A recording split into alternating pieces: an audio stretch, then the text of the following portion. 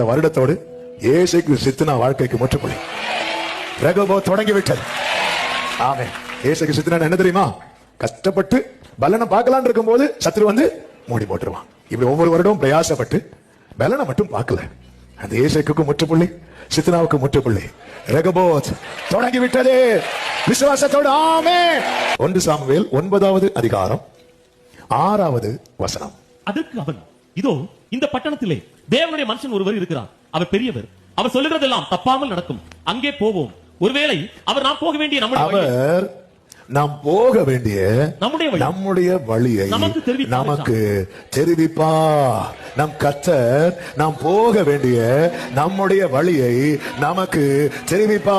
என கேட்கிற அன்பு சகோதரா சகோதரி, நீங்கள் பயணிக்க வேண்டிய பாதை என்ன என்பதை கர்த்தர் உங்களுக்கு தெரிவிப்பா.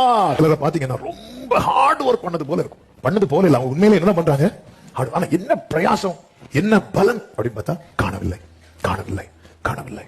ராத்திரி பகலா உழைப்பாங்க. எப்படி பிரதர் போகுது? போகுது, காணவில்லை. ஆனாலும் இவங்க ட்ரை பண்றதை விடல. நேகர் வாழ்க்கையில ஆண்டவரே இதை விட்டுட்டு திரும்பி மீறவா இல்ல தொடரவா? அப்படிப்பட்ட ஒரு ஸ்டேட்ல தான் இப்பொழுது யார் நிக்கிறா அப்படின்னா இந்த சவுல் நிக்கிறான். இப்படி அநேகர் தங்கள் பிரயாசத்தின் பலனை காணாமல் அவங்க உறவுகளுக்கு மறைந்திருக்கிறார்கள், மறைந்து காணப்படாமல் இருக்கிறார்கள். திரும்பி போயில மனசு சொல்லுது திரும்பி போகணும், ஒரு பக்கம் சொல்லு திரும்பி போக, இன்னொரு பக்கம் சொல்லுது இவ்வளவு பிரயாசப்பட்டுட்டு எப்படி நீ பார்க்காம எந்த மூஞ்சி வச்சு திரும்புவ? இன்னைக்கு உள்ள ரேமா இதுதான். இவன் பிரயாசப்பட்டு எதை காணல? பலனை காணல. ஆனால் இப்பொழுது அவன் எங்க நிக்கிறான் தெரியுமா? அவன் வாழ்வின் பாதையை பார்ப்பதற்கான இடத்திலே. ஆமே, அநேக பிரயாசப்பட்டு ஒன்னும் காணாம இதோ இந்த பட்டணத்திலே இதுவரை உனக்கு தெரியாத பாதையை கர்த்தர் உனக்கு காண்பிக்கும்படியாக.